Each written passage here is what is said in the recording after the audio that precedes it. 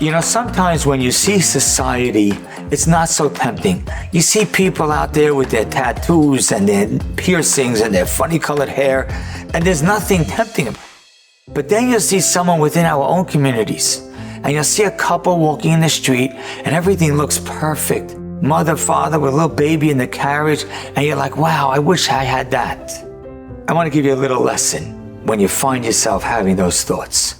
When I was a little boy, maybe 15 years old, my parents took me to a children's museum in Staten Island. I don't remember, I just remember pulling up on a winter Sunday. It was Shabbos Chanukah. And the museum had an exhibit that I don't think I'll ever forget.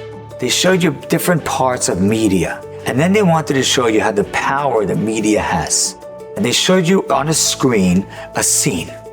A man was walking, a white man walking with a designer suit, designer shoes, groomed hair, and attaché. He's walking on the sidewalk, parked cars on the left, and a house on the right.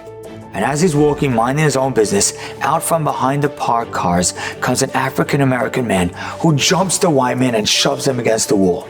It's so clear that you're seeing a mugging.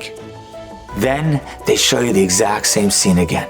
Man walking on the sidewalk, white man, designer shoes, designer suit, groomed hair, attaché case, walking on the sidewalk. Now from behind the parked cars comes an African-American man about to jump him. And this time they show you the scene from afar. And you see that on top of the house where the white man was walking past, there was a boulder of bricks that was rolling off the roof, about to hit the white man to kill him. The African-American man who jumped from behind the cars and shoved him against the wall wasn't mugging him, he was saving his life. I want to tell you something that comes from a lot of experience. When you see a scene, you don't always know what you're seeing.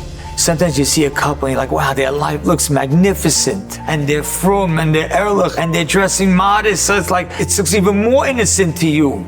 Don't ever get fooled. You never know what they're dealing with. You never know what it is. I would tell you from experience of being a Rav for over 20 years, I can't tell you how many couples have sat in front of me that seemed perfect. Their life seemed unbelievable, and their life was such a struggle. Don't ever get fooled by the scene, because there's always more in the scene that you don't see. And even if they're not struggling, don't think, oh, if I would have this, and if I would have this, so many times, if I would have this, and I would have this, then something else would have been, and something else would have changed, and your life wouldn't be nearly as good as it is today. So stop thinking, stop guessing. Because when you think that you're using your imagination and you say to yourself, if everything in my life was the same, but if I flip this one thing, everything would be perfect, your mind is lying to you. So don't get fooled from scenes that you see within our own community, scenes that you think you know what you're looking at. Because almost always, the scene is so much bigger than what your eyes are able to see.